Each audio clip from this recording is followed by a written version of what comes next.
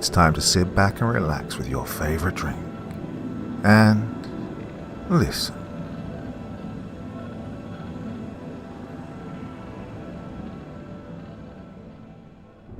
Our story tonight follows a historian who risks everything to uncover what the church keeps locked away. Inside the shadowed halls of the Holy See, whispers of forbidden knowledge and unspeakable rituals begin to surface. And the deeper he digs, the more he realizes some secrets were never meant to be unearthed. The laptop I stole from a Catholic priest has access to the Vatican's secret library by the Vatican Archivist. I'm placing my life at serious risk by posting this. The title alone, if given enough attention, will set forces in motion that would shatter the courage of even the bravest men. I'm a leaker, you see, and what I have to reveal has been ferociously guarded for centuries, and for good reason. The Catholic Church has an intricate and often sinister past. What you read in textbooks or watch on the news is only a minuscule fraction of the Vatican's vile history. Even historians, a profession which I am fortunate enough to call my own, hardly understand the scope and power of the papacy's influence. I know that I didn't. That is, until I stole a laptop from a high-ranking Catholic priest that has access to the Vatican's secret archives, and learned truths so staggering that they may have made me question everything I thought I knew about the Church's history. The public deserves access to the information in this archive. It is criminal that the Church has gotten away with concealing these valuable documents for so long. Don't believe the Vatican's recent transparency regarding this ancient knowledge. The Pope's digitization and disclosure efforts are nothing more than a sham. A thinly veiled masquerade designed to keep the public happy. The real insights that the archive has to offer will never see the light of day. They'll forever languish on dusty bookshelves and encrypted hard drives deep within the walls of Vatican City. Which is why I decided to act. I can't sit around while people are lied to, while history's most important documents are left to rot in the hands of peevish priests. As any self-respecting scholar would agree, information is power. And public information is the foundation which Western democracy is built upon. I should warn you, though. The information that I have to share will shake you to your core. Never before had I felt so frightened in all of my life than the first time I deep-dived into the archive's darkest secrets. How I came by this information is a horror story all to its own, and one which I feel is necessary to share with you now. For maybe then you'll understand why I volunteered to venture on such a perilous crusade. I first arrived in Vatican City 2 weeks ago after securing my access card to the Vatican Library. Given the amount of qualifications and credentials required to utilize this library, receiving an access card is every researcher's dream.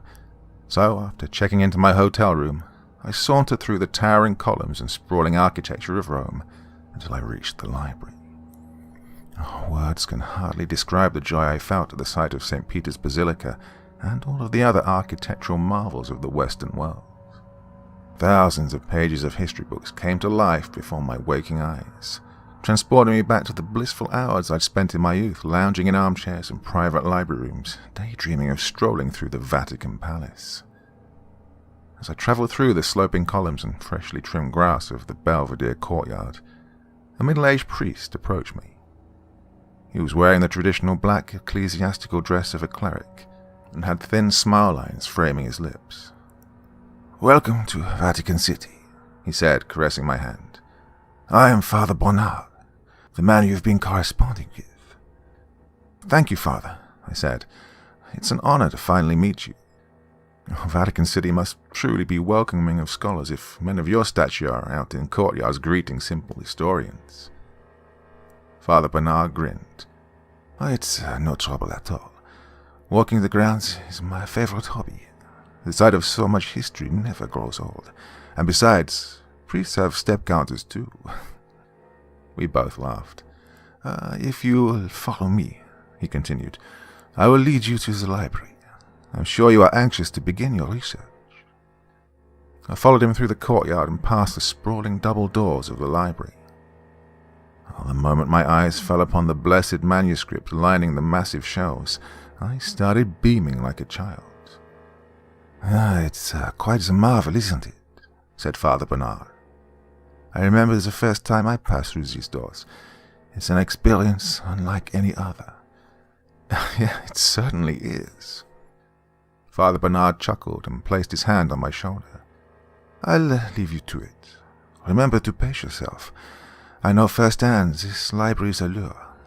Countless scholars throughout the centuries have burned themselves out, pouring through its endless sea of scrolls. I'll try my best. I'm sure you will. He moved his hand from my shoulder and retreated toward the doors. Just as he was about to step back into the courtyard, he turned around and addressed me. How does getting dinner this evening sound? He said. Your research is fascinating. I would love to hear more about your work. And besides, I know where the real restaurants are in Rome. All of the establishments near Vatican City are catered towards tourists.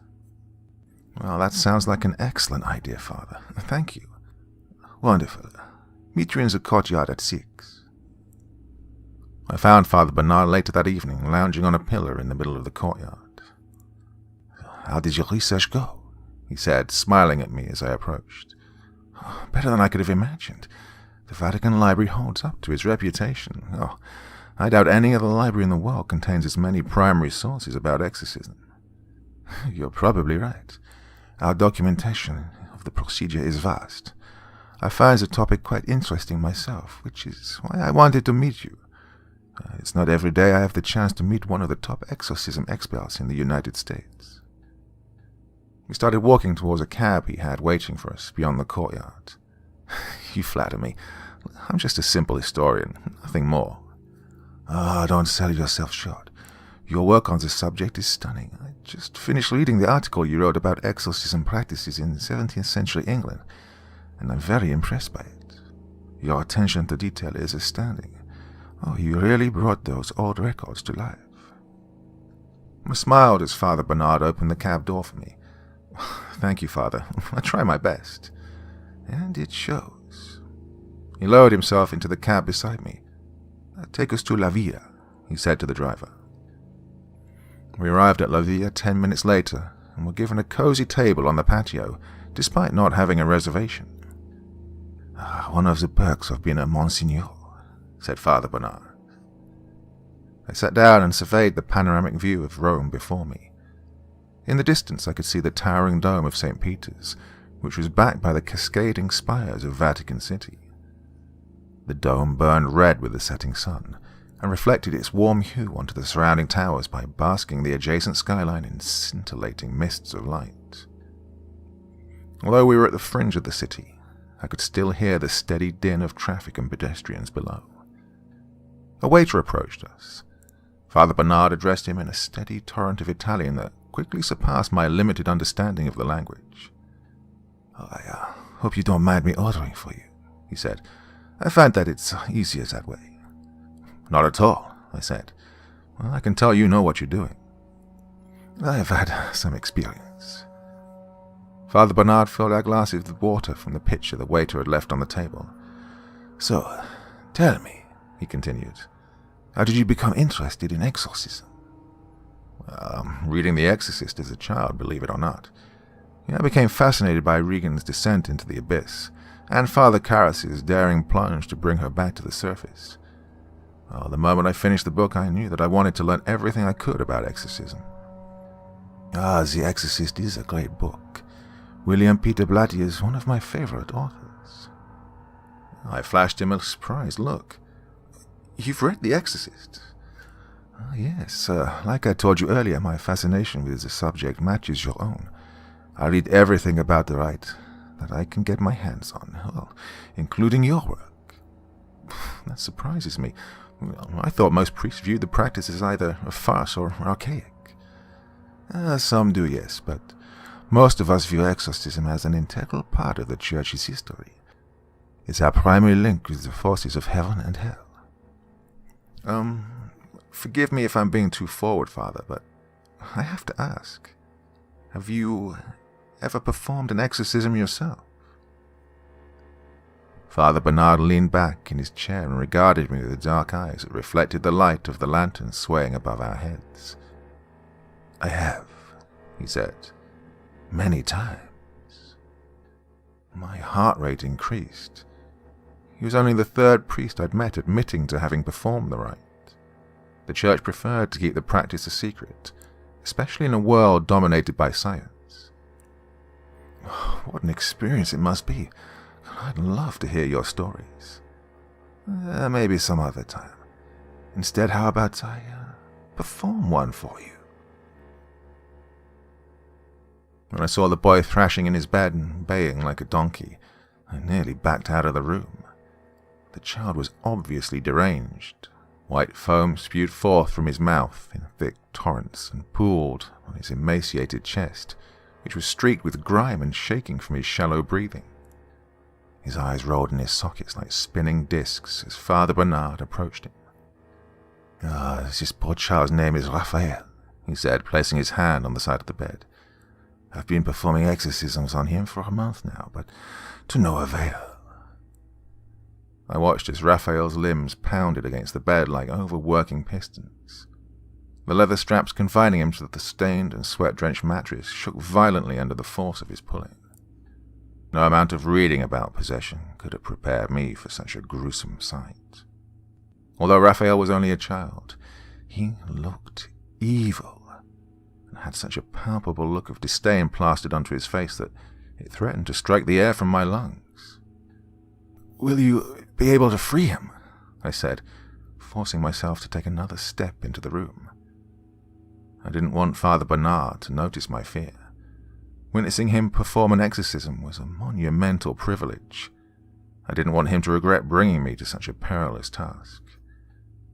"God willing, yes," he said. "The demon inside Raphael is vicious, but no more than the good Lord is righteous. I'm confident that in time I will be able to save him from the parasite that has attached itself to his soul." I watched as he pulled a copy of the Rituale Romanum from his pocket and thumbed open the yellowed pages. "Brace yourself," he said. "Raphael is a fighter. He bit off his mother's finger last week. If I were you, I wouldn't get any closer." As if on cue, Raphael reared back and spat onto the blanket clustered around his legs. Although his gesture filled me with disgust, curiosity drew my eyes to his saliva like a magnet does steel. Wedged within the phlegm and bile was a human fingernail. "Excusez-moi," said Raphael in a bogus French accent. He then started laughing as if he'd just made the funniest joke in the world. "Ignore him," said Father Bernard, voice nearly drowned out by Raphael's laughter. "He will do anything in his power to break your spirit. Remember, nothing he says is true." "I see you brought a friend this time, Father," said Raphael. "I guess this is as good a place to screw as any. I didn't know you liked an audience." Father Bernard pulled a cross from his pocket and clutched it tightly in his hand. "Your days of filling this child's mouth with blasphemies are numbered. I will draw you from his body like poison from a wound." "Are you sure that's a good idea?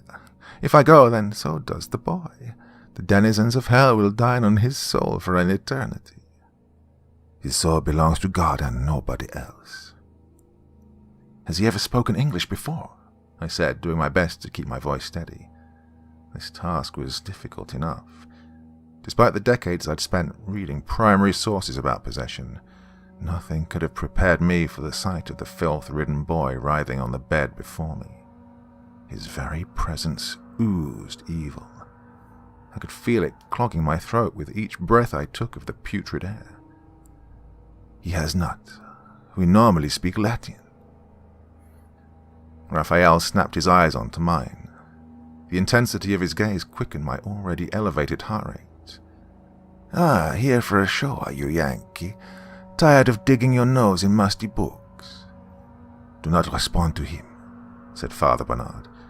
"His only goal is to torment you." I ignored Father Bernard's advice. If the boy was actually possessed, then I couldn't pass up the opportunity to speak with him. My scholarly nature wouldn't let me. I'd spent too many years researching possession to simply go mute in front of such a profound, albeit malicious, entity. And besides, the boy's bloodshot eyes were commanding me to speak. I had no more control over the words that flowed from my mouth than I did my own beating heart. "I'm here to help Father Bernard free the boy from your influence," I said. My voice was surprisingly strong given the fear reverberating throughout my body. "You're not welcome here." I glanced at Father Bernard, worried that I'd overstepped myself. He'd given me a direct order not to answer the boy, and there I was threatening to send his tormentor back to the abyss it had crawled from. Luckily, his face appeared amused rather than angry. "That's where you're wrong, Yankee," said Raphael. "I'm more welcome here than you are. You're just not wise enough to realize it yet." "What do you mean?" I said. Father Bernard interjected before Raphael had a chance to respond. "He is speaking nonsense," he said. "Pay him no mind. This is nothing but a distraction designed to delay me from performing the exorcism." He lowered his eyes, which glowed with intensity despite the room's low light, towards the ancient book clasped firmly in his hands. "Your time on this earth has come to an end, demon. God is this boy's master, not you. In the name of Jesus Christ, I command you to relinquish your hold on his spirit." And with that, Father Bernard began the exorcism. Passages from the Rituale Romanum spewed from his mouth like a roaring river and filled the room with thundering echoes. The cadence of his voice mesmerized me. His words were equally terrifying and beautiful. Although I couldn't understand the Latin spewing from his lips, especially given how quickly he was speaking, the power of his words filled every cell in my body with excitement. Never before or since had I felt so close to God. Father Bernard outstretched his cross, which he'd been clutching against the back cover of the book, and approached the bed. His voice increased in volume as he walked. By the time he was close enough to touch Raphael's struggling limbs, he was practically shouting. I resisted the urge to cover my ears. Despite the sadistic grin etched onto his face, I could see fear in Raphael's eyes. He no more wanted to be touched by the cross than I did by a surgeon's needle. It was in that moment I learned that even demons tremble in the presence of God. Raphael shied as far away from the cross as his straps would let him. The bed frame creaked from the force of his pulling. "Are you going to let him kill the boy, Yankee?" he said. "If he takes one more step, then I'm going to cast the boy to hell." "You will do no such thing," said Father Bernard. "The boy's soul belongs to God and God alone. You are nothing but a parasite designed to corrupt the weak and innocent. I will not stand for it. God will not stand for it." I watched as Father Bernard placed the cross onto Raphael's forehead. Raphael screamed the moment the metal struck his flesh, as if it were a red-hot cattle brand. His eyes rolled in their sockets with such pain and ferocity, I feared that they might pop out. "Relinquish your hold on this boy's spirit," said Father Bernard. "Your time violating his body and soul has come to an end. Return to your master." Raphael released such a guttural scream it made my hair stand on end. I imagined his vocal cords tearing thread by thread, and shuddered. Father Bernard resumed his recitation of the exorcism rites, all the while pressing the cross against Raphael's forehead as if he was trying to burrow it into his skin. The veins on his neck protruded from the force of his voice. I stood there, motionless, for an indeterminable amount of time as Father Bernard continued the exorcism, until eventually Raphael's body went slack. With a sigh of relief, Father Bernard removed the cross from his forehead and retreated from the bed. "It's done," he said. "It's finally done." We barely had time to catch our breaths before Raphael's eyes snapped back open. He then let out a laugh so sinister it sucked the light from the room. "You're wrong, priest. Our little dance is far from being over. The boy is mine. Not even God can save him." Father Bernard shut the door behind him as we passed into the hall, muffling Raphael's hysterical shrieks which were biting at our heels like a rabid dog. What happens to the boy now? I said. For the time being, nothing, said Father Bernard. I will try another exorcism in a few days. I followed him into the living room. The boy's mother, Angela, hurried over to us the moment we exited the hall, face contorted with worry. Father Bernard said something to her in Italian, and then tears filled her eyes. Poor woman, he said to me, following a brief conversation in which he tried to console her. She is at her wit's end. It's best we leave now so she and the boy can rest. With a final nod towards Angela, he exited the cottage. Just as I was about to follow him back to the car, Angela rushed towards me and placed a crumpled piece of parchment in my hand. I looked down at the parchment and found the following message scrawled hurriedly in broken English. Don't trust the priest. He is not what he seems. Please, help us. I returned to Raphael and Angela's house early the next morning. The implications of Angela's note had prevented me from sleeping. Father Bernard seemed like a genuine man of God. My stomach turned at the thought that his righteousness might be a facade. Was he truly capable of harming a child? Based on the exorcism I'd witnessed, he was doing everything in his power to save the boy, not condemn him. Still, there was always the possibility that yesterday's events could have been an act, a ruse designed to mask a motive so sinister that even my own active mind couldn't deduce it. I am more welcome here than you are. You're just not wise enough to realize it yet. Raphael's words sounded in my mind as I approached the door. At the time I'd taken this warning as an attempt by his tormentor to frighten me, but now I doubted the veracity of this impression. Given the content of Angela's note, the demon's words might have been a genuine taunt. The thought that Father Bernard might be in league with the forces of hell made my blood run cold. When I arrived at the door, I knocked a few times and then placed my hands in my pockets. A cold front had descended over Rome during the night, bringing with it thick mists and grey skies. The early hour only intensified this cold. I could already feel redness rising in my cheeks, and cursed myself for not packing a proper hat. Angela swung open the door a few moments later. Her hair was wild and her eyes were red and puffy, as if she'd been crying. Thank goodness you've come, she said. I was worried you might ignore my note. Please, come inside. I followed her into the living room. I apologize for not coming sooner, I said.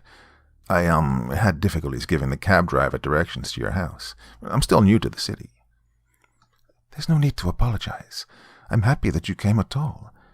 I was up all night wondering if you would show my note to Father Bernard. Given that it's you standing in my living room and not him, I suspect that he doesn't know you're here. I haven't spoken to Father Bernard since yesterday evening. So he knows nothing of my note? Yes. Angela's shoulders straightened as a wave of stress visibly rolled off her body. I appreciate your secrecy.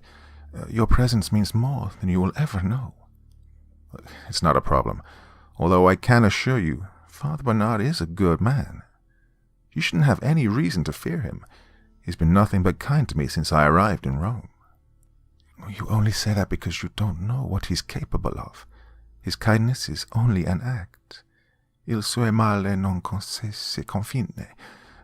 His evil knows no boundaries. What do you mean?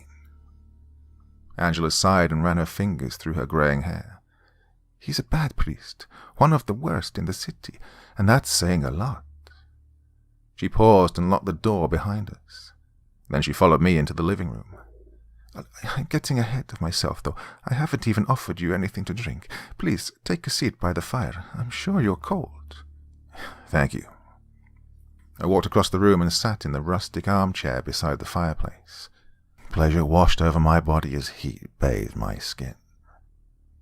Angela's cottage was simple and well kept. A beautiful tapestry of the Virgin Mary hung above the fireplace, and the walls were dotted with crosses. On the wooden shelf across from me sat a portrait of Raphael. Care for some coffee? Asked Angela, Yes, please. One moment. She disappeared into the kitchen and returned a few moments later holding a steaming cup. Thank you, I said, grabbing the cup. I'm afraid that I don't have any sugar, she said, sitting down in a nearby chair. But I added some milk. Is it hot enough? It's wonderful. Thank you, Angela. A scream sounded from Raphael's room. The scream was followed by the pounding of wood and creaking of floorboards as Raphael struggled against the straps binding him to the bed frame. Oh, that poor child, said Angela, glancing towards the room. He's been through so much pain this month. So you think he's truly... My voice trailed off. I couldn't force myself to say the word, especially to the boy's mother. Possessed. Absolutely. There's no other explanation for his symptoms. When did his symptoms first arise? After we met Father Bernard. I lowered my cup, which was raised halfway to my mouth, to the end table beside me. I don't understand. Isn't Father Bernard trying to save him? Angela let out a distressed laugh. That couldn't be any further from the truth. He's the one that tainted Raphael's soul. What do you mean? Ever since Father Bernard entered our lives, Raphael's affliction has only gotten worse. Like I told you, he's a bad priest, like so many other priests in this cursed city. Now, let me make sure I'm understanding you properly. You're saying that Father Bernard is the reason your son is possessed? Yes. I flashed Angela a concerned look. Oh, you can't seriously believe that. The man's a Monsignor, for Christ's sake. I know it sounds crazy, but I can assure you, Father Bernard is not the man you think he is. He's evil and he's ruining my son's life. She placed a hand over her mouth to stifle a sob. Oh, Raphael is a good boy. He doesn't deserve this fate. He's not the only innocent soul being tainted by the church, though. Oh, there are whispers of possession cases just like his popping up all over the city.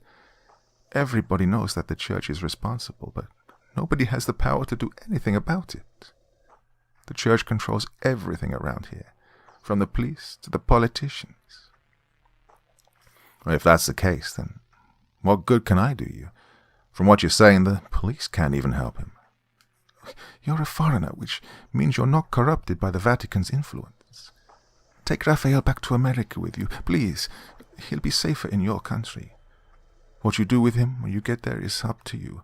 Drop him off at an orphanage if it suits you. Just rescue him, please, from the priest. I beg you. Angela's tears, which had been slowly building throughout our conversation, began to fall full force. Look, I want to help you, Angela, but what you're saying is impossible. I would never be able to get him past customs, and that's not even taking into consideration his condition. Bringing him with me would do him more harm than good. You don't know that. I'm sure you can find a way to smuggle him into America if you think long enough. I'll give you all the money that I have. It's not much, but it's more than enough to pay for his keep. I'm sorry, Angela. I can't do it. Raphael screamed so loud that it made both of us jump in our seats. Do you mind if I go and check on him? I said. Not at all, said Angela, wiping away her tears. That's very kind of you. I walked towards the hallway beside the kitchen. Raphael's room was at the end of this hallway, and I approached the weathered wooden door on silent feet and turned the doorknob. The moment I entered the room, I nearly vomited. Never before had I encountered such a foul smell. I felt like I'd walked into a room filled with spoiled meat and raised my shirt above my nose. I glanced down at Raphael. Even though the boy appeared to be asleep, his limbs writhed every few moments, as if he were covered in ants. Bed sores lined his entire body, and his wrists and ankles were severely bruised from his straps. In short, he looked like a living corpse. Oh, you poor child, I said under my breath. I lowered my shirt and approached the bed. Pity filled me as I stared down at the child's emaciated frame. So moved was I by emotion that for a moment I considered agreeing to Angela's plan. Deep down, though, I knew that this plan was impossible. and mourned the terrible situation that Raphael had been dealt. Just as I was about to return to the living room, I heard a loud knock drift in from the entryway. Angela raced through the door a few seconds later, face pale. "It's Father Bernard," she said, voice rushed. "You need to hide, quickly." I hurried over to the closet on the other side of the room, moving as quietly as possible to avoid waking Raphael. The last thing I needed was for the child to regain consciousness and betray my presence to Father Bernard. For all I knew, they might be working together, although for what purpose I shuddered to think. I shut the door behind me and listened as Angela welcomed Father Bernard into the house. Her voice was pleasant, but the fake kind of pleasant that betrayed her as a hostage. Never before had I felt so sorry for another human being. She'd been thrown into the lion's den and was powerless to save herself. All she could do was bide her time and hope that her situation improved before it swallowed her whole. My sorrow only intensified as I glanced at Raphael through the slats on the door. The boy was even more innocent than his mother. His possessed state had all but ruined his body, and I prayed that he be freed from his tormentor before his soul followed suit. A steady wave of Italian graced my ears as they conversed in the living room. Despite not being fluent in the language, I identified enough phrases to know that they were talking about Raphael. Father Bernard wanted to see him. He said that they had unfinished business. A pair of heavy footsteps sounded in the hall.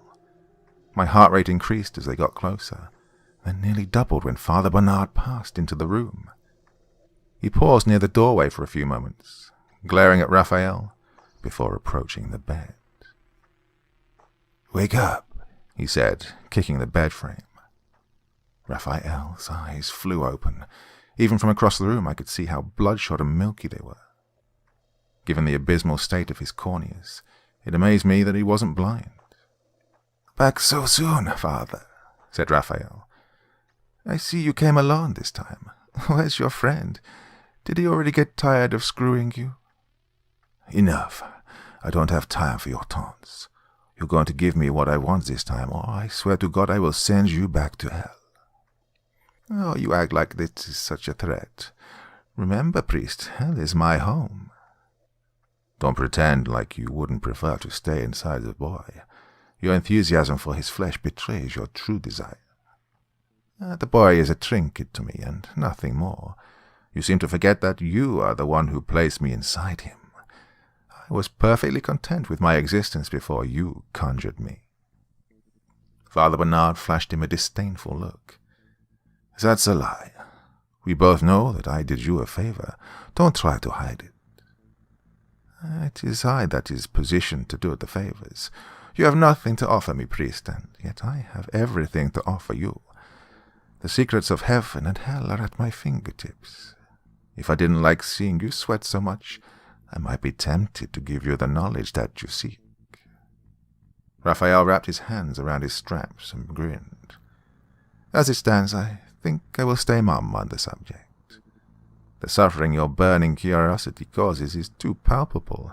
I can practically smell it in the air. I want to savor it." Father Bernard pounded his fists on the mattress so hard the floor creaked. "I summons you, demon. I command you to answer me." "Life isn't a Faustus legend, Bernard. You can't command me to do anything." "I've wasted enough time on you. Coming here again so soon was a mistake. Hell is overflowing with twisted souls and deviant entities desperate for flesh. I'm sure I can find one who is willing to give me the knowledge that I desire." Before Raphael could respond, Father Bernard pulled the Rituale Romanum from his pocket and launched into another exorcism. His words echoed around the room with insidious clarity and shook the door concealing me with their power. As the exorcism wore on, Raphael began to laugh. Father Bernard's words were affecting him no more than the flies buzzing around his fetid mouth. In fact, he was even enjoying the priest's performance of the ancient rite, as if he were sitting front row to his favorite play. Eventually, Raphael's laughter grew so loud that Father Bernard gave up the exorcism and threw the Rituale Romanum to the floor. "That's it," he said. If I can't sever your presence from the boy's flesh, then I will send the boy stinking into the earth. I watched in horror as Father Bernard leapt onto the bed and wrapped his hands around Raphael's throat.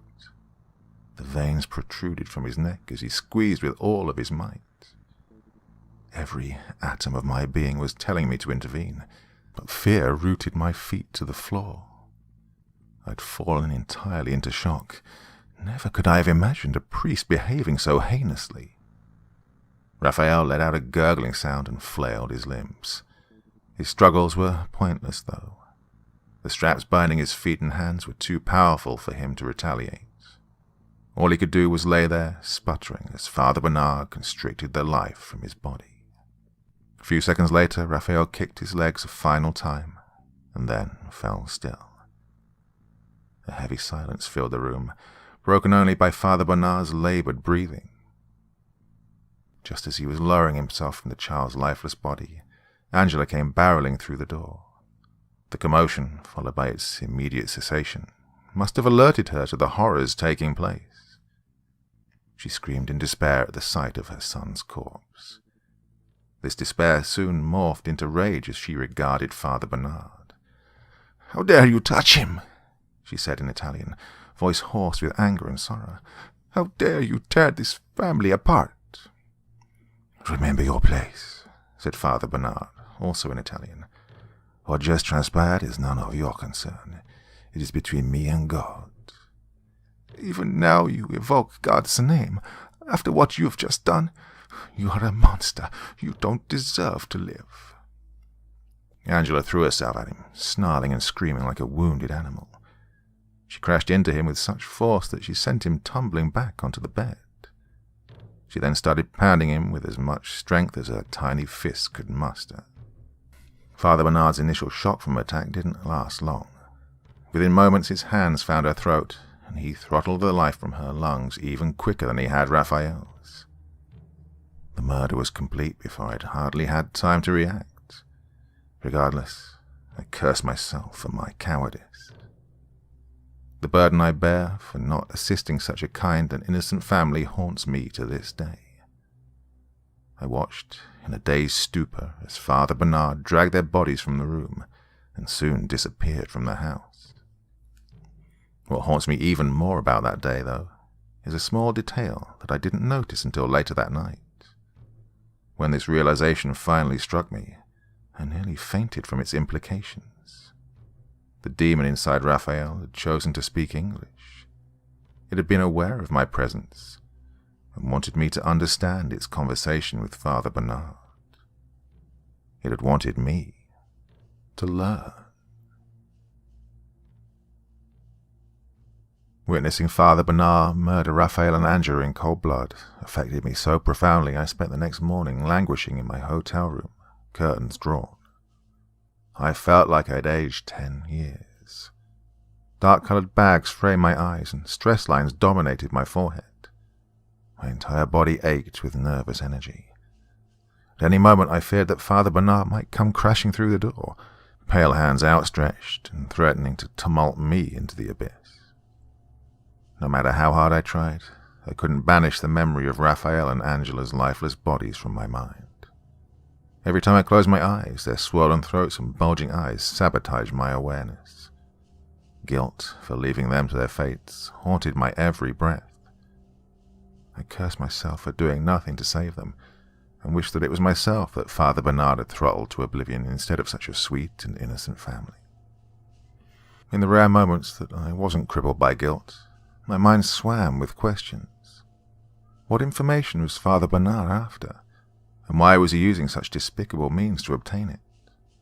The answer to these questions eluded me, despite my best efforts to deduce them. All I knew was that whatever he was after, he would stop at nothing to get it. Even more pressing was the question of why Raphael had chosen to keep my presence hidden from Father Bernard. The entity had obviously wanted me to witness the wayward priest's true behavior. But why? Had it simply been toying with me, or did it expect me to act on such a terrifying revelation? Questions surrounding the demon's motivation tormented my every breath and burned my mind with uncertainties. I desperately wished that I could report the matter to the police and be done with it. Given my conversation with Angela, though, I knew such an easy solution was impossible. Stopping Father Bernard was my burden to bear, whether I liked it or not.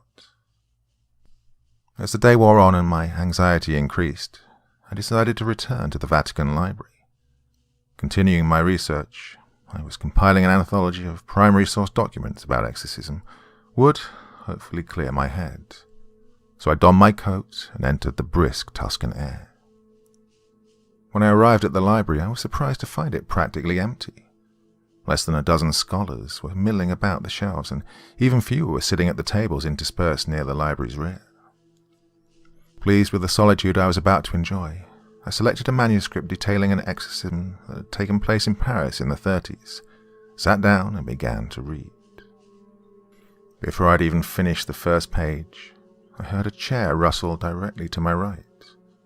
I looked up and nearly jumped when I saw Father Bernard sitting down next to me. "I thought that I might find you here," he said, straightening his collar. "I neglected to ask you which hotel you are staying at." His sudden appearance filled me with dread, but I somehow managed to keep my wits and respond. "Hello, Father," I said. "What a pleasant surprise." "The pleasure's all mine. I hope I'm not disturbing you." "Not at all. I always have time for a friend." "Excellent." Father Bernard paused and crossed his arms on the table. "There is some news that I've been meaning to share with you," he continued, "and it's rather tragic, I'm afraid." "What is it?" "Angela and Raphael are dead." I feigned a look of surprise. "Dead? How?" "They were murdered last night in their home. The police are there investigating now. So far, they don't have any leads. The crime appears to be random, which is not surprising given the current state of the city. My guess is it was a petty burglary gone wrong. It happens all the time." "Oh, that's terrible, especially after everything you've done to help them. Well, it's a shame that you weren't able to save the boy." "I agree. The situation is tragic. I would hang the criminal myself if I wasn't a man of the cloth." "Well, as would I." Father Bernard nodded and tapped his fingers against the table. "Have you eaten dinner yet?" "I haven't." "Neither have I. What do you say we return to my room?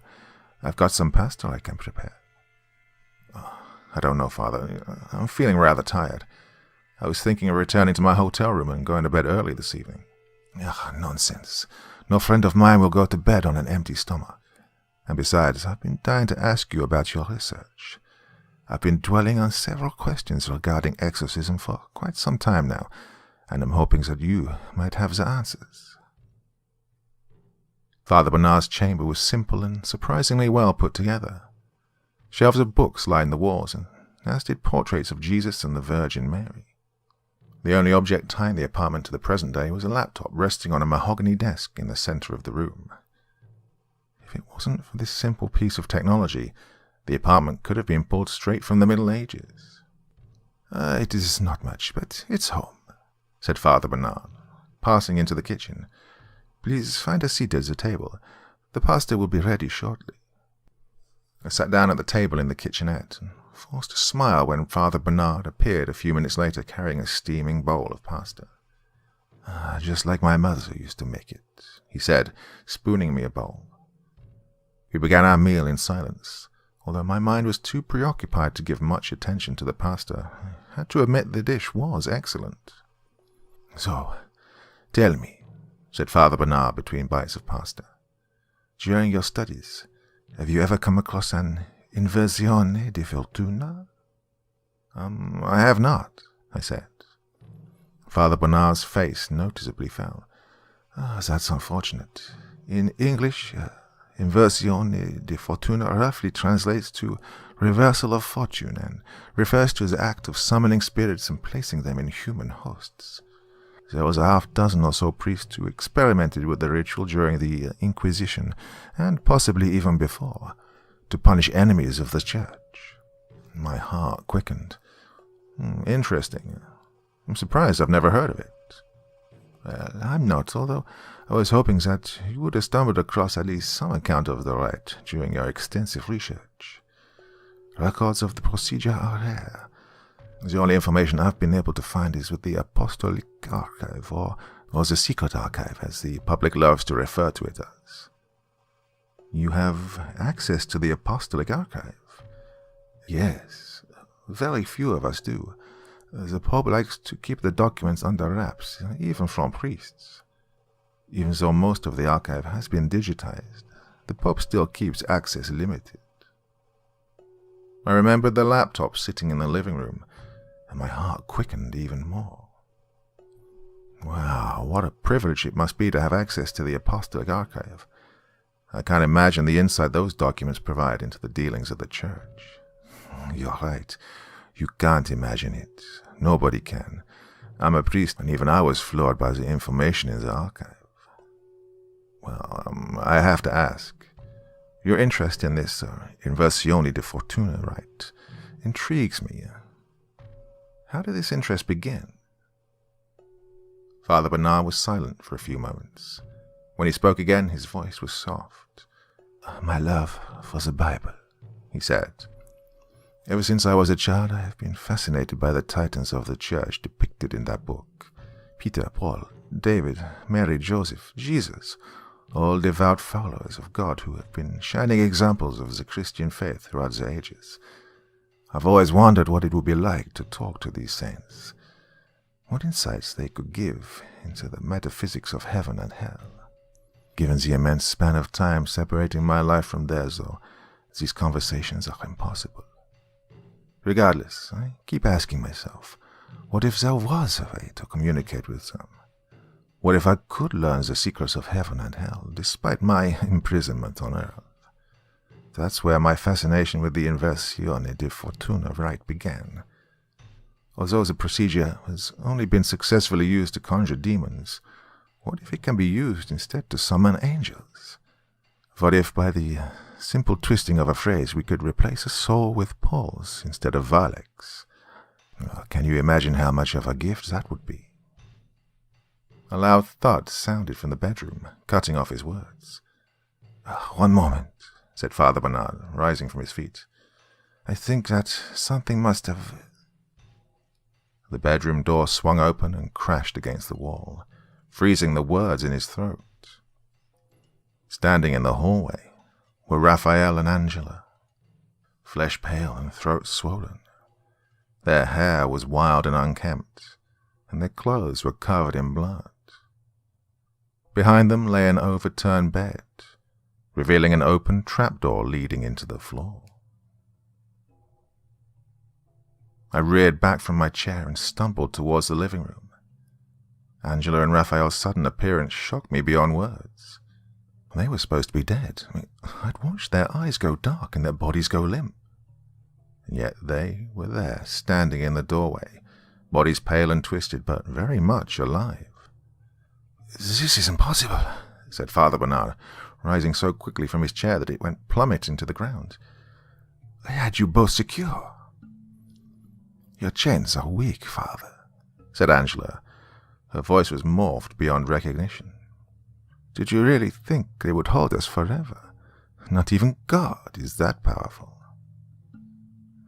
We refuse to rot in your cellar, said Raphael.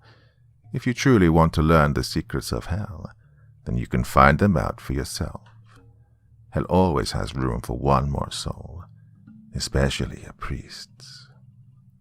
They sprinted into the dining room and tackled Father Bernard to the ground. Bernard screamed as they sank their teeth into his skin. I watched in stunned silence as they eviscerated his flesh like rabid animals. Blood poured down his arms and legs in velvet streams. Soon his black tunic turned a deep red and adhered to his body like a new layer of flesh. No matter how badly my desire to flee from the apartment raged, my feet remained glued to the floor. I felt like a child who had just snuck into their first horror film. My eyes were transfixed by the frightening scene in front of me. I couldn't look away even if I tried. With a roar that caused the hair on the back of my neck to raise, Father Bernard plunged his hand into his pocket. He dug around for a few moments, body twisting as he tried to break free from his assailants, before producing a glass vial. "In the name of God, my father," he bellowed, spinning open the cap with surprising dexterity, "I command you to release me." He poured the contents of the vial directly into Raphael and Angela's faces. They screamed in pain as the liquid doused their skin and went scrambling to their feet. Despite my hatred for Father Bernard, I had to give it to him. Using his holy water as a weapon was a clever move. Not only did it send Raphael and Angela careening towards the blood-spattered wall, but it bought him time to rise to his feet and grab a crucifix from a nearby shelf. Raphael and Angela's skin blistered as the water cascaded first down their foreheads and then their cheeks. Smoke emanated from their pores and filled the room with a sulfuric smell that tickled my nose. Although I didn't think it possible, their eyes turned an even deeper red. I watched as Father Bernard took a step towards them, half-empty vial raised. "Return to the cellar," he said, "or I will melt the flesh from your bones." Raphael stared at him for a few moments, blistering skin oozing pus, then let out a laugh that echoed around the apartment with unnatural volume. "We have spent an eternity without flesh," he said. "Go ahead and melt it." Just as Father Bernard was raising his leg to take another step forward, the lights went out. The apartment plunged into such a heavy darkness that I could hardly see my hand in front of my face. All I could hear was the sound of Raphael and Angela's raspy breathing. "You cannot defeat us, priest," said Angela. Based on the sound of her voice, I could tell that she'd retreated deeper into the room. "We're too powerful, and besides, your faith is twisted. God despises corrupt priests. He will not aid you." "First, we will kill you," said Raphael, voice drifting in from the kitchen. "Then we will incinerate this blasted palace. The Vatican has been crumbling for centuries. It's time that somebody eased it into the ground." "You will do no such thing," said Father Bernard. Despite the power in his voice, I could also sense his fear. The situation was quickly spinning out of his control. "I'm not done with you yet. Only after you give me the information that I seek will you be set free. Until then, both of you are mine to do with as I please." I heard the whispering of feet upon the carpet. I gritted my teeth in anticipation of the end, then let out a sigh of relief when a candle came bursting to life beside me, revealing Father Bernard at my side instead of Raphael or Angela. "Stay close," said the priest. "The hatred from humankind doesn't discriminate. Although they're mainly after me, they will not hesitate to kill you either." I nodded. Despite my reservations about Father Bernard, I knew that I needed his help in order to escape from the apartment with my life. I was no more equipped to battle the forces of hell than a Boy Scout is to survive a month in the Amazon. I was entirely out of my element. Books were my element, and dusty archives, not battling the possessed.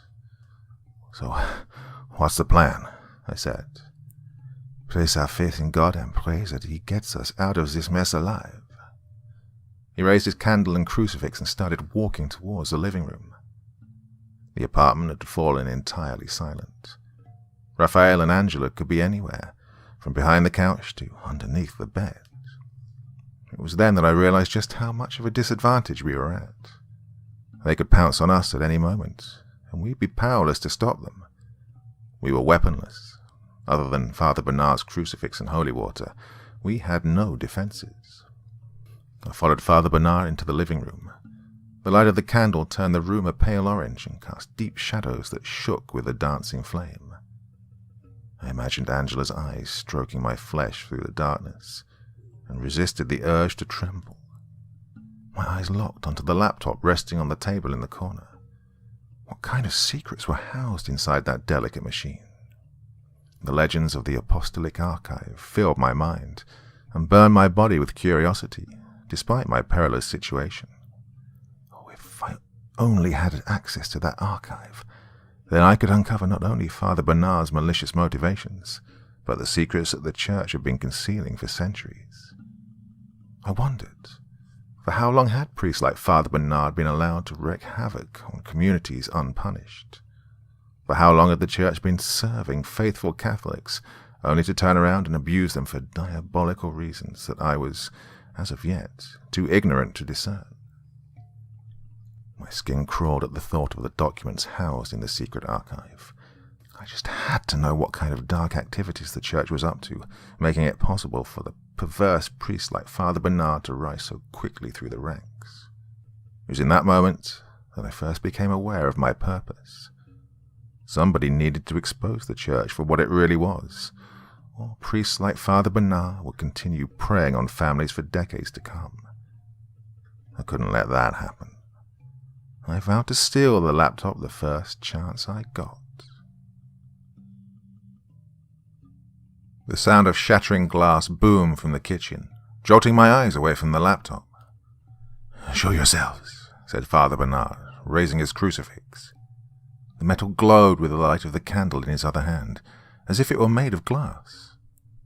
Bernard's command was met by whispered laughter, which echoed unnaturally around the apartment like ricocheting bat shrieks. "Give us the priest, and we'll set you free," said Raphael from some unseen place in the apartment. Based on the proximity of his voice, it sounded like he was on the ceiling.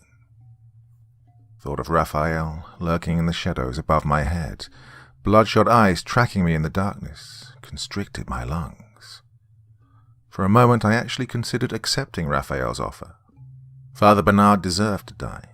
His evil was not only a plague on the city, but the Catholic faith that I cherished so dearly. And besides, watching Raphael tear out his throat would be a satisfying slice of situational irony. Father Bernard had damned the boy's soul to hell, so why shouldn't the boy get to do the same? Why not let him enact justice, Hammurabi style, on the priest's unsuspecting flesh? That I considered facilitating such a heinous act, even for a moment, filled me with shame. How could I let fear, no matter how palpable, mutilate the ethics of my faith? If the situation would have allowed it, I would have supplicated myself below the portrait of Jesus Christ to my right and begged for forgiveness until my throat turned raw. As it stood, I only had my guilt to show for my penance, which I offered up to the Lord like the ancient goat sacrifices of the Hittites. Father Bernard must have sensed my temptation and my subsequent guilt, for he smiled at me wanly through the shadows blanketing his face like a thick mist, as if he were forgiving me for thinking of throwing him to the wolves. "Consider my proposition wisely," said Raphael. "Remember, I'm the one who revealed the priest's true nature to you. I could have announced your presence yesterday as you hid in the closet, but I wanted you to witness the perversion of your faith. Our goal is the same. We both want to overturn this decaying sepulchre that is Catholicism, starting with the sadistic priest standing beside you now." Father Bernard snapped his piercing eyes onto mine. "What is he talking about?" he said. My cheeks burned with embarrassment. No matter how hard I tried to think of a response, I didn't know what to say. I felt my mouth had been wired shut, and stood there silently beside Father Bernard like a frightened mute. Luckily, Angela's voice broke the silence that had descended over the apartment, saving me from having to speak. "My companion is too merciful," she said. Her hoarse voice assaulted my ears with dagger-like stabs. "I will kill you both. Then I will send your souls plummeting into the darkest pits of hell." I watched in horror as Angela suddenly lowered from the ceiling. The air surrounding her decayed body morphed as she moved, as if she were bending the very fabric of space-time. I didn't have long to contemplate this strange phenomenon, though, for she lunged at us with such speed that my eyes hardly registered her movements. She crashed into our bodies and sent us hurtling towards the floor. The air flew from my lungs as my sternum struck the ground. I tried to sit up so I could catch my breath, but Angela leapt upon my back before I'd had the chance to even take a single labored breath. With a scream so piercing it nearly exploded my eardrums, Angela sunk her cold fingers into my hair and started pounding my head into the ground. My eyes filled with stars as my forehead continuously struck the floor like an oversized hammer, and my stomach rolled with nausea from the vertigo caused by my concussed brain. Despite the vitriolic mixture of pain and fear circumventing my body, I started laughing. My laugh morphed into a croak as my jaw loosened from the pounding, but my mirth remained. To think that Angela, of all people, the woman who'd begged me to help her only a day ago, would be the one to murder me was hilarious. Kindness and fragility were her dominating characteristics, and there she was trying to explode my skull on the carpet. The entire incident reeked of humor. Even I found it funny, and I was moments away from blacking out. But then I remembered Angela's violent death, and the invader that now reanimated her body, and my laughter stopped. "Release him," said Father Bernard from somewhere to my left. I heard the pounding of feet across the carpet, followed by the splattering of water. Angela screamed moments later, released my hair, and went careening towards the kitchen. Father Bernard had doused her with what remained of the holy water. If I wouldn't have been so focused on regaining my breath, I would have smirked at the sight of her smoking skin. "Get up," said Father Bernard. He grabbed my shoulders and hoisted me to my feet. He then grabbed another crucifix from the wall and placed it in my hand. "You're going to need this. It's time you start defending yourself. Besides, I need your help if we're going to escape with our lives." I wrapped my fingers around the crucifix and nodded my head. "Lead the way," I said.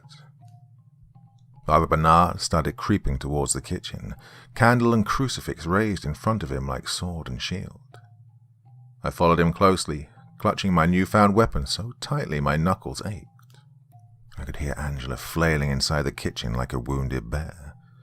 Father Bernard's holy water had splashed directly into her face. God, I imagined her eyes dangling from her sockets like cracked eggs, and shuddered. We had her on the ropes. All we needed to do now was give her one final push to send her plummeting back to hell, with Raphael soon to follow. Father Bernard's candle illuminated the kitchen, highlighting Angela writhing on the ground like a fish out of water, face half melted by the holy water. Her eyes had entirely dissolved, revealing dark, desolate sockets that consumed the light of the candle like a black hole. The skin on her nose and cheeks laid in tatters on the floor around her. Where once her face had been slender and beautiful, it was now gnarled and crooked, with nothing but exposed tendons and blackened flesh to remind those who dared gaze upon her of her once captivating beauty. We paused next to the pitiful corpse and stared down at it with contempt, minds silent and debating how to put it out of its misery. "We'll finish her off," said Father Bernard. He raised his crucifix in preparation to strike. Just as he was about to bring the cross down onto her ever-disintegrating head, Raphael leapt from the shadows, eyes wild, and wrapped his hands around Father Bernard's throat.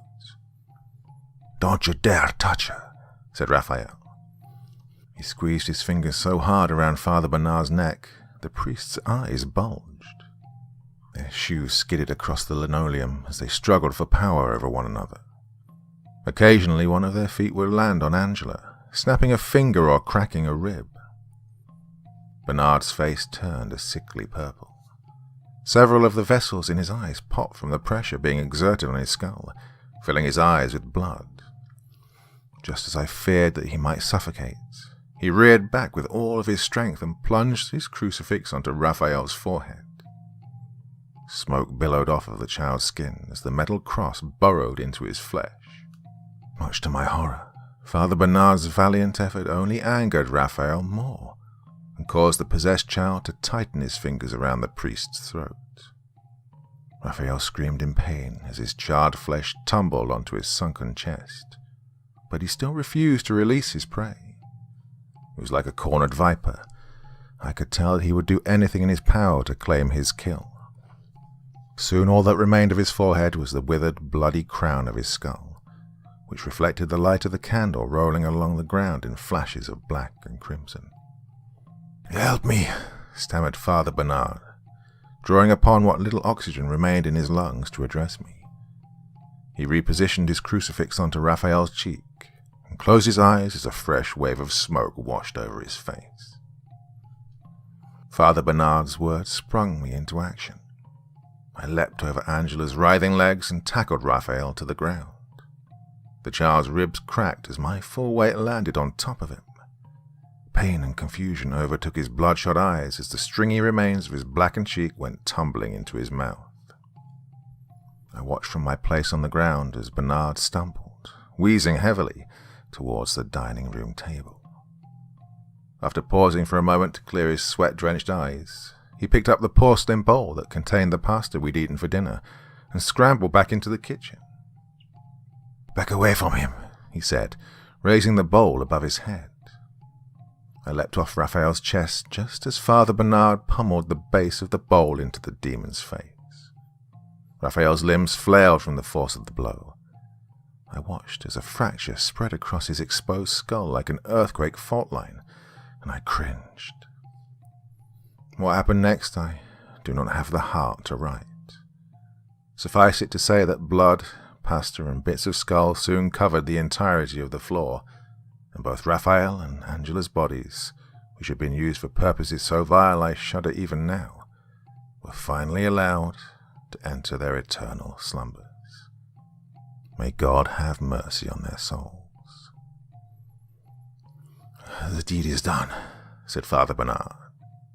He released his grip on the bowl and sent it clattering onto the filth-laden ground.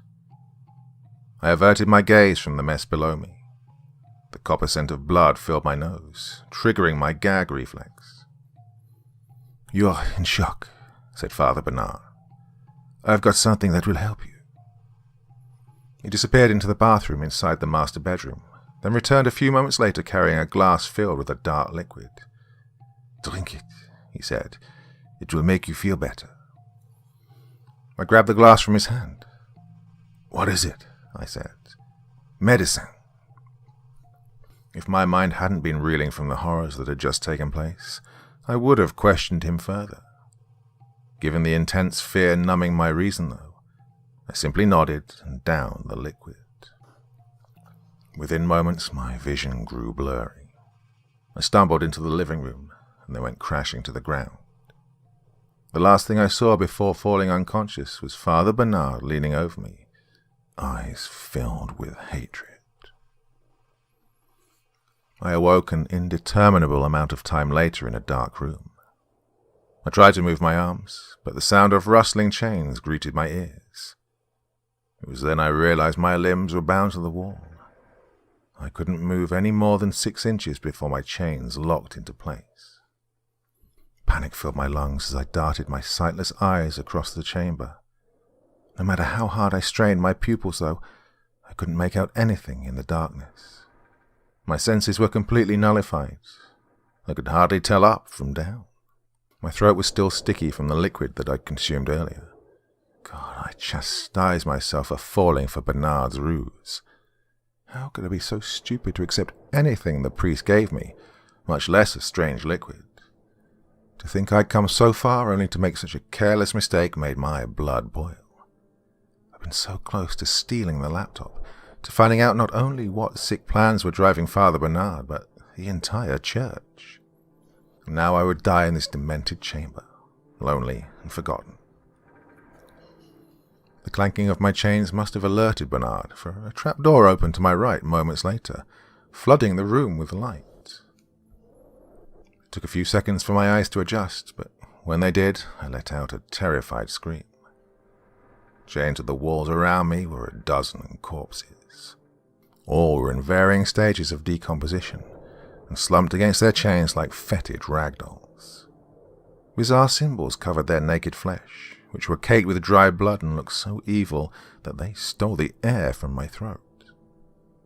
I heard the thudding of feet on the wooden ladder that descended into the chamber, and turned my head just in time to see Bernard reach the ground. It's about time you woke up," he said. "For a while I was wondering if I'd accidentally killed you." He strode over to me and paused 2 feet away from my face. All of the gore that had been plastered to his clothes and skin had been washed away. He must have showered and changed while I had been unconscious. I looked down at his hands and saw that he was carrying a book. "Why are you doing this to me?" I said. "What is this place?" "Oh, this is my temple. my private sanctuary in which I hold communion with God. All of my work, my true work, takes place in this chamber. These walls are sacred. When Jesus Christ returns to earth, he will be in this room. I can assure you of that. I tried my best to hide my incredulity, but I doubted that I did a good job, for Father Bernard's words were so bizarre that they frightened me even more than the corpses pinned to the walls. "You're delusional," I said, voice surprisingly strong. I'd feared that my distress would cause my voice to come out as little more than a croak. "Do you honestly believe what you're saying?" "Of course I do, and if you possess the knowledge that I possess, you wouldn't be asking me such a ridiculous question." "What knowledge?" "The knowledge of the apostolic archive." "What do you mean? What knowledge has the power to influence someone to commit such horrible crimes?" "You have no idea." My hands trembled as Father Bernard's eyes bored into my own. Blood still filled his corneas from when Raphael had popped his blood vessels, making him look like a cadaver in the low light. "Why are you telling me this? How do you know I won't reveal your secrets the moment I get the chance?" Bernard let out a laugh that froze the marrow in my bones. "Reveal me to who?" he said. "The police? The press? The church runs both. Good luck getting anybody to take your side over ours. My work has been going on for centuries, long before either you or I were born, and will continue for centuries more.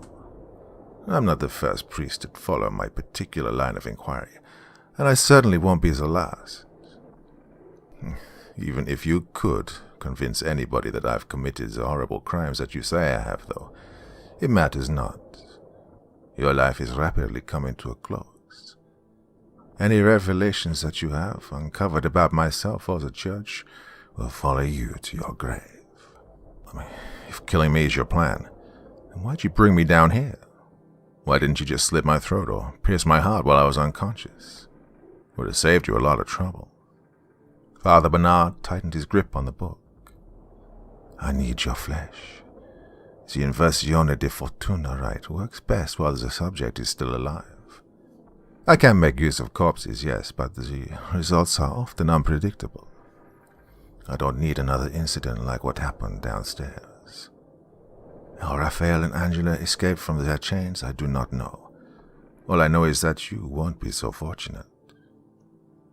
He thumbed open the mysterious book to a yellowed page near the center. "Try not to look so bleak. You never know. With the adjustments I'm going to make to the wording this time, maybe St. Paul will commandeer your body instead of a Belial."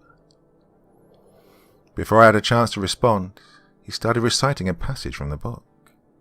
Ancient Latin phrases reverberated around the chamber, sending my hair on edge. I felt like a pig being led to slaughter, but resisted the urge to scream. As Father Bernard continued reading the rites, I felt a tingling sensation ripple across my body.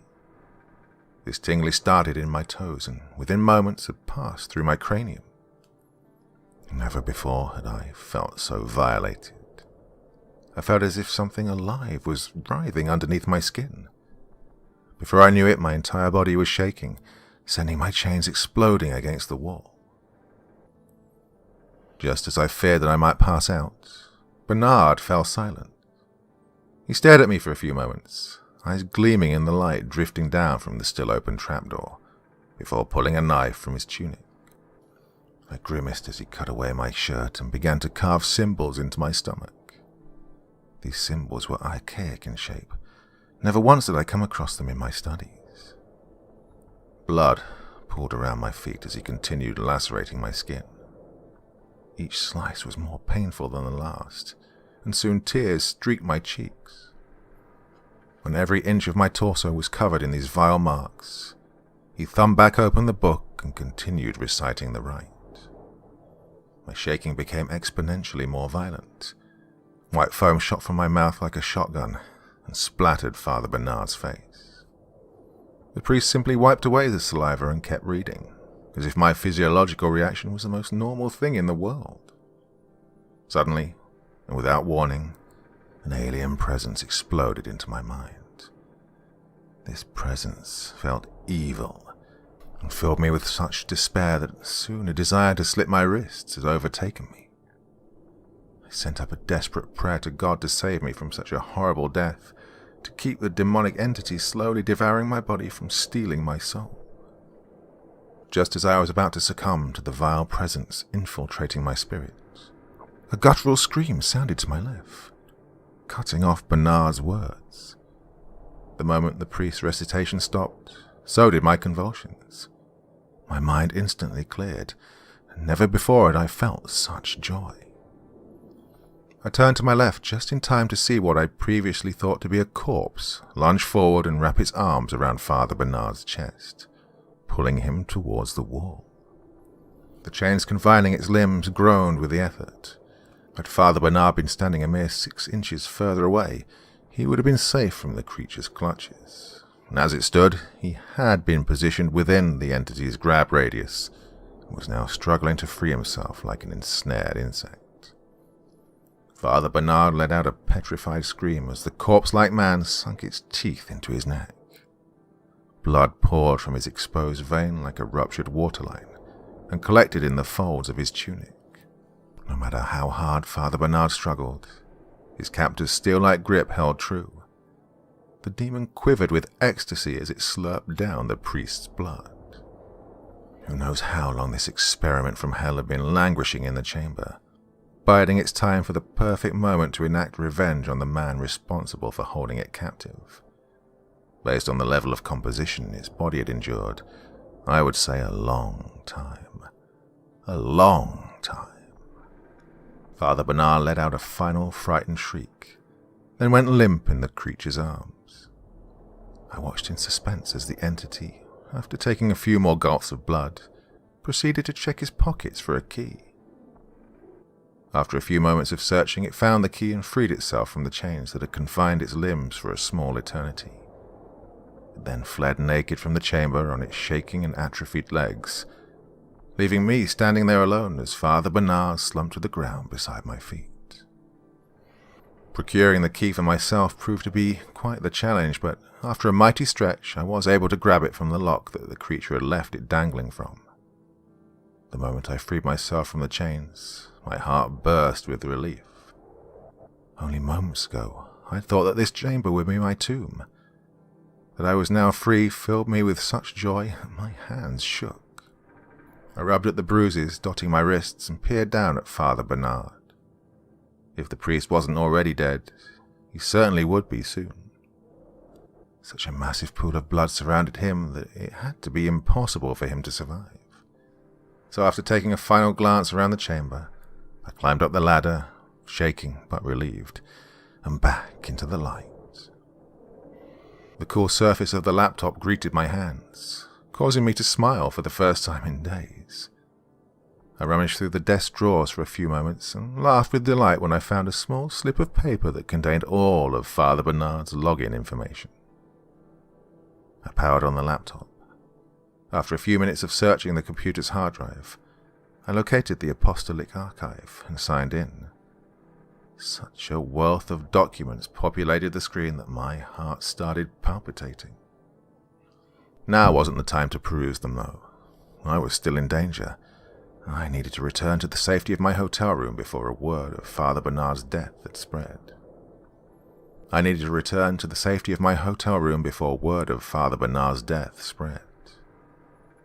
Just as I was about to hurry out of the apartment, my mind leapt to a stack of photos I had come across in the desk, and I paused. I'd been so consumed with finding Father Bernard's login information that I'd neglected to look through these photos. Although I knew that I needed to flee from the Vatican Palace while I still had time, my curiosity got the better of me, and I returned to the desk. What I saw turned my stomach. The content of these photos was mundane. They were all just photos of Bernard posing with other priests. But the date turned my blood to ice. 1886. Ever since stealing the laptop, I've been on the run. The church quickly learned of my involvement in Bernard's demise. How, I don't know, and have been hunting me ever since. They'll stop at nothing to re-procure the laptop, a fact which becomes clearer to me day by day. My life is in constant danger now, but I wouldn't have it any other way. The documents in the Apostolic Archive are too important not to share with the public. I'd rather die than let such profound knowledge remain hidden. In short, the laptop I stole from a Catholic priest has access to the Vatican's secret library. And now, the disclosure begins.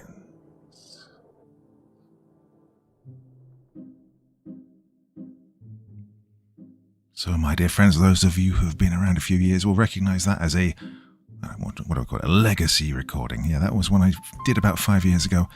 And, as happens way too often, somebody of ill repute has come in and said, "Oh yeah, you used my music in your thing." And of course I didn't, because I record all my own background, pretty much all my own background music.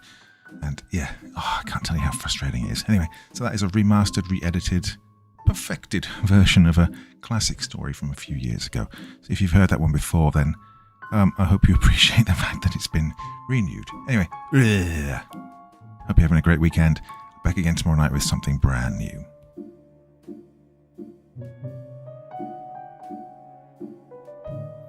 Thank you so much for taking the time to listen to this story today. Really means a lot to me and to the author of the story, of course. Well, if you want to know more about me, I'm pretty much everywhere on social media. You can find me on Facebook, Twitter, Instagram. You can download my music on SoundCloud. I've got a Patreon if you feel like. Throw me $1 or $2. Very much appreciated. And of course, on Reddit, I have a place where you can leave stories if you want me to read one that you've written. Well, hoping to see you all again very soon. Till then, sweet dreams. Bye-bye.